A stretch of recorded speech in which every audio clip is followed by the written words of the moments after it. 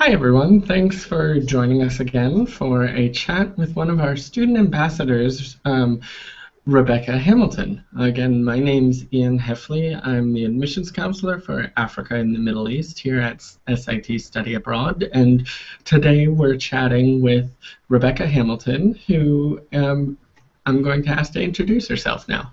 Okay, hi everyone. I'm Rebecca. I'm currently a senior marine biology major at Rollins College in Winter Park, Florida.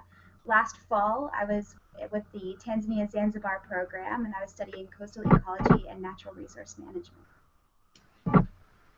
Well, thank you very much, Rachel. Thank you very much for taking some time with us, Rebecca, today. And I know I provided you with the questions beforehand, so we're going to just jump right in and talk about your experience studying abroad with us a bit, okay? Awesome. So the first question for you is, what is the main reason or reasons that you chose your SIT study abroad program in Zanzibar? Yeah, so I wanted my study abroad experience to be more adventurous than the typical study abroad semester. I didn't want to just go to class like I do here at my study abroad location. I really wanted an experience where I was taking advantage of the fact that I was in a new country with a new culture and a new language, and I wanted a program that really involved a very holistic experience. I didn't want to just, have a dorm room class experience like I do on campus. I wanted something that was unique and different and more of an adventure.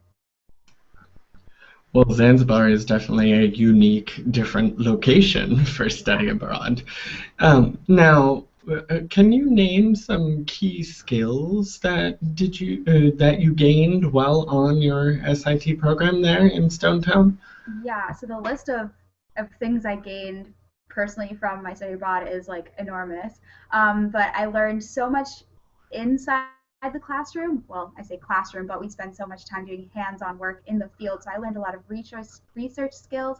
I learned a lot of organizational skills, and then I also learned a lot about myself and about daily life survival. I learned how to budget because when you're on your ISP, you're given a budget and you have to manage yourself. I learned intercultural communication. I learned a lot about myself and kind of looking at my own belief systems or looking at the way I ran my life compared to this new culture and this new language I was experiencing.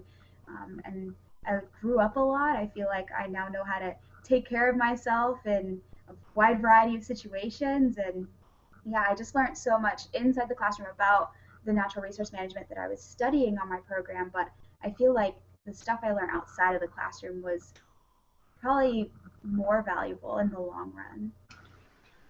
Thank you very much for answering that so succinctly. I want to take a point of it that you said. Well, actually, 2 points that you Mm-hmm. said. You mentioned outside of the classroom. Now, the SIT is definitely an experiential learning environment. Had you had experience with that before? No, I hadn't had a lot of experiential learning before. Where my college is particularly, I mean, I'm a marine bio major, but my college doesn't have water near it, so I hadn't been able to have that sort of hands-on experience in marine biology. I'd learned a lot about the theory of it, I had learned the knowledge of it, but I'd never been able to go in the field and do coral reef transects to look at the health of a reef, or go do rainforest transects to try and find, different areas of habitat usage by different animals, or all these different things that I had learned in the classroom. This was my first opportunity to apply them and actually gain the skills that go along with being able to implement them in research. So that was definitely huge for me, and also just huge for like my future for going to grad school. I'm going to be doing research. I need those skills, and I would not have been able to get them staying here on campus and sitting in a classroom. I have to say I do agree with you. My undergraduate was very experiential as well, and it was a wonderful opportunity. So now you also mentioned language. You said this new language that I'm experiencing. Can you elaborate on that a little bit? Yeah, so the Zanzibar program, one of the reasons I picked it was I had narrowed my choices down to a couple different places, one of them being Australia. But the deciding factor for me in going to Zanzibar instead was that Australia was, English speaking program, kind of a culture I could relate to. I knew people who lived in Australia. It wasn't so, out there. But going to Zanzibar, I'd never had any experience with African culture or Muslim culture or Swahili. But when I got there, our first section of our program was a homestay and very intensive Swahili learning. And so you get way more involved in the culture and the history of the location when you get to speak the language and interact with local people. And I love Swahili. I think it's a really beautiful language. I still to this day, like, I mean, I've been back like 8 months now, and I still listen to Swahili music while I'm studying. So definitely a really cool experience, really unique to say, put on my resume that I'm conversational in Swahili. It's really cool. It definitely is a very useful language in that part of the world as well. Yeah.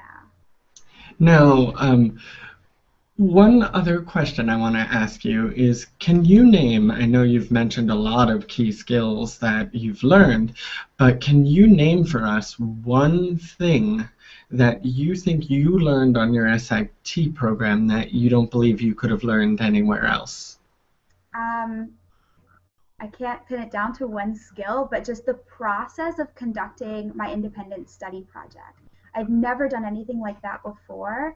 And so all of the things you have to combine together to do that project, you have to do budgeting and planning for your accommodation and using your language skills to conduct interviews and go collect data and do research and keep a lab journal and organize a paper and do a presentation. All of that, like, together and like kind of intensively in that last month.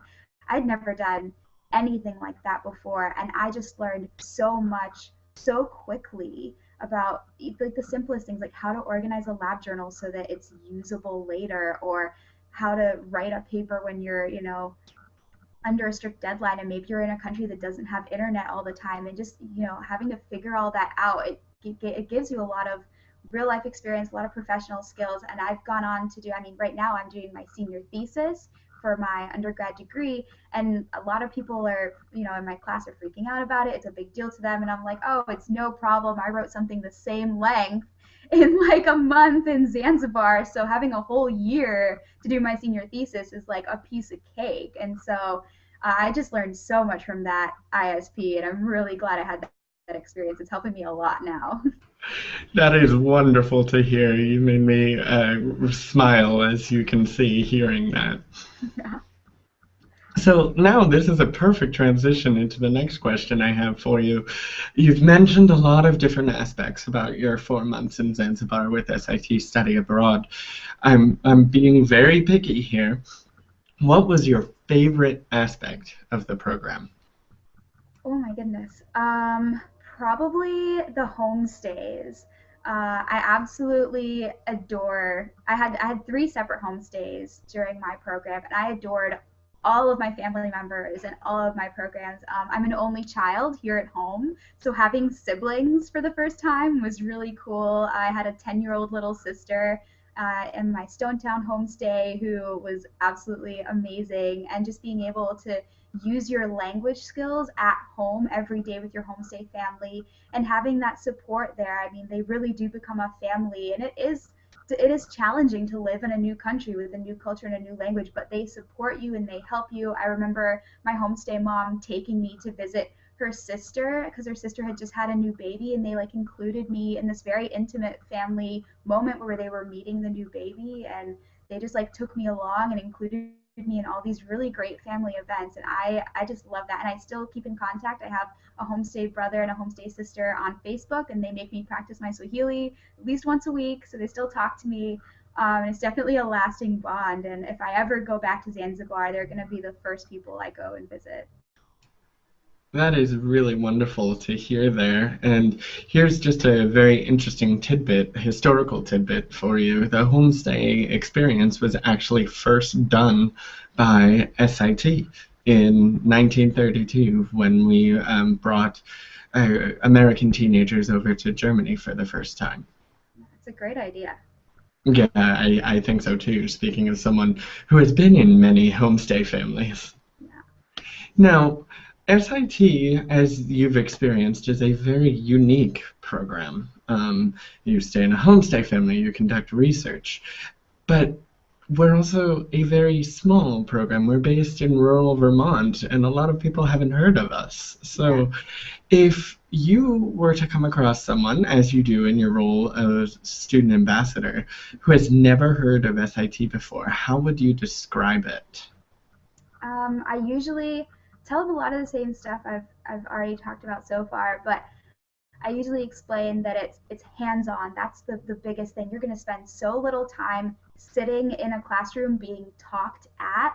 You're going to spend so much more time traveling and going on weekend or week-long excursions. You're going to be visiting historical sites and you're going to be interacting with local people. If you're doing a program, say like I was doing in marine biology, you're going to be snorkeling on reefs. You're going to be doing transects in the forests, and you're going to be visiting nature parks, and you really get to know the location well. You get to interact with it. You're not just going to class. That's not what SIT is about. SIT is about getting you out there in the location, like taking advantage of the fact that you're in an amazing place and learning about what's unique about that place and how can we conduct research here that can help, and how can we learn from this location and learn from all the unique aspects of their culture and from their language, and really just be so much more involved than you would be on a normal study abroad program. Well, thank you for saying that. And to backtrack a little bit, um, you mentioned you're working on your senior thesis right now. So I wanted to ask, have you pursued continuing studies about your program theme or location now that you're back in Winter Park on campus? Yeah, so my project in Zanzibar, I was looking at the interaction of a local dolphin population with a tourist industry for like dolphin watching. So I'm very interested in marine mammal conservation, and doing that project in Zanzibar was the first time I'd done hands-on research with like dolphins, which is like what I was always planning on doing, but I'd never done it before. So it really solidified for me that that's what I want to do for my future, for my PhD, and so forth. And since I've been back, I've actually taken my ISP. I've submitted it for approval for publication, so I'm waiting to hear back about that. I've submitted the abstract to the American Cetacean Society, and I've been approved for a poster presentation at their upcoming international conference in California in November. I got funding from my school, so I'll be going to that. I just found out a couple of days ago, so that's really exciting.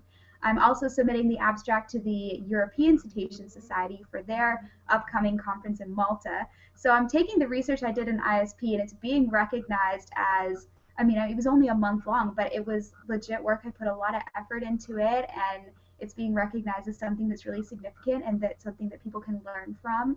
And now I'm continuing on the path of marine mammal research. My thesis is about marine mammal conservation again, and I'm hoping to conduct a PhD in marine mammal conservation. So it's really solidified for me that this is what I want to do, and it's set me on this track of marine mammal conservation, which is really exciting. That is very exciting, and congratulations on all the recognition for your work. That is amazing. Thank you. Now, we have come to the end of all the questions here, but I usually end our conversations with the what else do you want to tell us? We've covered a lot of topics, but if you had to wind up and give a parting word of wisdom to any prospective students that will be watching this video, what would you say? Yeah, so to any prospective students, if you're hesitant about study abroad, or you don't know if it's for you, or I hear a lot of people, especially in my field in the sciences, say that they're afraid they won't be able to fit it into their schedule because they have so many lab classes or this, that, and the other. My advice would be college is the one and only time you get to do this. You don't have a job, you don't have a car, you don't have a, hopefully you have nothing tying you down. If you want to go abroad and experience a new language, a new culture, a new country, this is the time to do it. Don't put it off and regret it later when you know, do have a job and a car that you can't leave, and you know, you regret not being able to have those experiences. Definitely go for it now. Um, while there's nothing holding you back, it's definitely the best thing I've done so far in life is study abroad. It's sparked in me a love for travel. I know that I want to include a lot of world travel in my future career, and yeah, it's definitely been changing for me. I mean, it's cliche to say that, oh, study abroad changed me, but it really does. You know, it lets you reflect on yourself a lot, and I do think I came back a changed person. So yeah, definitely I recommend it to anybody who is even slightly considering it. If you think it can happen, make it happen. You sold me. I want to go study abroad now. Cool. Well, thank you very much for taking time to chat with us this afternoon, and I look forward to seeing you published in the near future. Yeah, thanks. You have a good day, okay? You too.